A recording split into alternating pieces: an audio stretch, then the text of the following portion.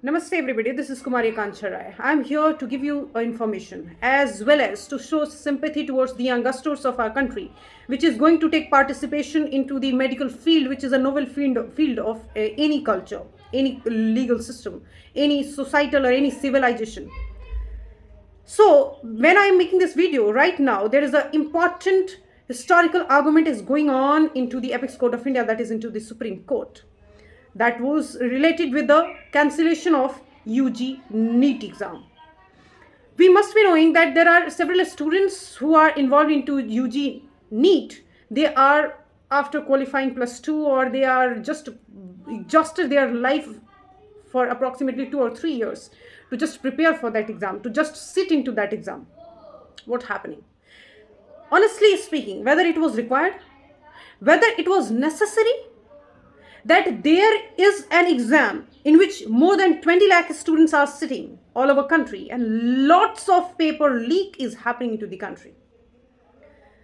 After 75 years of independence, after having so much strongest police system, after having all facility and amenities for the youth of this India, in spite of that, exam के papers leak हो जा रहे हैं. क्या ये आज supreme court में इस मैटर को लेकर सुनवाई होना जरूरी था? क्या ये होना ही चाहिए था? क्या मुद्दा सुप्रीम कोर्ट में जाना चाहिए था? नहीं ना. बच्चों के भविष्य अधर में लटका दिए गए. सरकार और एनटीए आज खड़ी हुई है इस पूरे प्रकरण को अपोज करने के लिए, कहने के लिए कि एक जगह पेपर लीक की वजह से पूरे एग्जाम को आप मत खत्म करो for the sake of future of the student. So what about all those students who are getting grace mark? You are making the rule arbitrary. Delegated powers can never go against the Parent Act. Delegated powers can never go against the natural justice principles. Delegated power can never go against the legitimate expectation of the people.